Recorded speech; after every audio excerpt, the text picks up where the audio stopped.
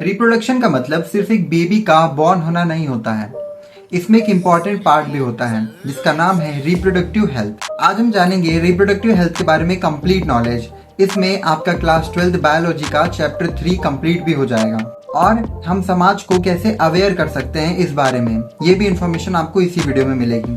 तो शुरू करते हैं। रिप्रोडक्टिव हेल्थ का मतलब होता है एक ऐसा फिजिकल, इमोशनल, सोशल स्टेट में होना जहां इंसान अपना रिप्रोडक्टिव सिस्टम हेल्दी तरीके से यूज कर सके, बिना किसी डिसीज के और बिना किसी फियर के। WHO के अकॉर्डिंग ये हेल्थ का एक कंप्लीट पार्ट है। सिर्फ डिसीज फ्री होना काफी नहीं होता। चलिए अब देखते हैं कि रिप्रोडक्टिव हेल्थ का क्या गोल है और इंडिया जैसी कंट्री में इसका होना क्यों इम्पोर्टेंट है। इसमें सबसे पहले आता है पॉपुलेशन को कंट्रोल करना, STD से बचाव करना और सेफ मदरहुड एंश्योर करना, फैमिली प्लानिंग का अवेयरनेस होना और एडोलेसेंट एजुकेशन होना। नेक्स्ट हम बात करते हैं पॉपुलेशन एक्सप्लोजन की। अगर बर्थ रेट ज्यादा हो जाए और डेथ रेट कम तो पॉपुलेशन एक्सप्लोजन होता है। इंडिया जैसे देश में ये एक मेजर इशू है।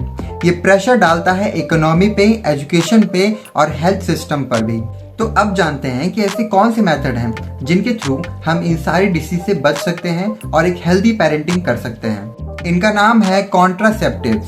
सबसे पहले आता है नेचुरल मेथड्स, उसके बाद आता है बैरियर मेथड, ठीक है। फिर आता है ओरल पिल्स, यानी जो कि हार्मोन को कंट्रोल करने के लिए यूज होते हैं। फिर आता है IUDs जैसे कॉपर टीज। और फिर आता है सर्जिकल मेथड्स जैसे कि वेसेक्टॉमी मेल्स में और ट्यूबिक्टॉमी फीमेल्स में। ये मेथड सेफ भी हैं और रिवर्सिबल और अफोर्डेबल भी होते हैं, पर जो सर्जरी मेथड है वो इरिवर्सिबल होती है। अगर अनसेफ कांटेक्ट हुआ या फिर अवेयरनेस नहीं हुई तो बहुत बड़ी डिसीज स्प्रेड हो सकती है और इसका नाम है STDs और ये बहुत ही सीरियस बीमारी होती है और इसको हम रिप्रोडक्टिव ट्रैक इन्फेक्शन भी बोलते हैं। कुछ STDs बीमारियों के नाम हैं गोनोरिया और syphilis, genital herpes, HIV AIDS और हेपेटाइटिस बी। ये सारे STDs बीमारियां हैं जो कि कभी कभी जानलेवा भी हो सकते हैं। इसीलिए अर्ली डिटेक्शन और ट्रीटमेंट बहुत इंपॉर्टेंट है। अवेयरनेस और सेफ प्रैक्टिस से इन्हें प्रिवेंट किया जा सकता है। अगर कोई कपल सेफ प्रैक्टिस के साथ भी अगर 1 साल तक कंसीव नहीं कर पाता तो इसको बोलते हैं इनफर्टिलिटी। और जब इनफर्टिलिटी होती है तो वहां पर ART का यूज किया जाता है। कुछ कॉमन ARTs मेथड है IVF यानी इन विट्रो फर्टिलाइजेशन। उसके बाद आता है IUI यानी इंट्रा यूटेराइन इंसेमिनेशन, यानी कि sperm injection directly into egg. और फिर लास्ट में एक ऑप्शन होता है जिसको हम अडॉप्शन बोलते हैं, जो कि एक अल्टरनेटिव ऑप्शन है। हमारा लास्ट टॉपिक है एडोलेसेंट एजुकेशन। यंग एज में स्टूडेंट्स को राइट नॉलेज देना बहुत इंपॉर्टेंट है about puberty, hygiene, mental health. इससे वो इमोशनली स्टेबल रहेंगे और सेफ प्रैक्टिस के बारे में अवेयर भी रहेंगे।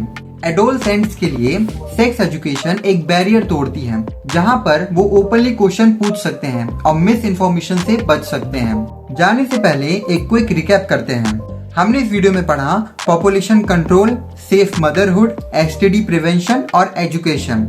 अगर हम सब मिलकर रिप्रोडक्टिव हेल्थ को प्रायोरिटी बनाएं तो एक साफ और एक स्वच्छ समाज बन सकता है।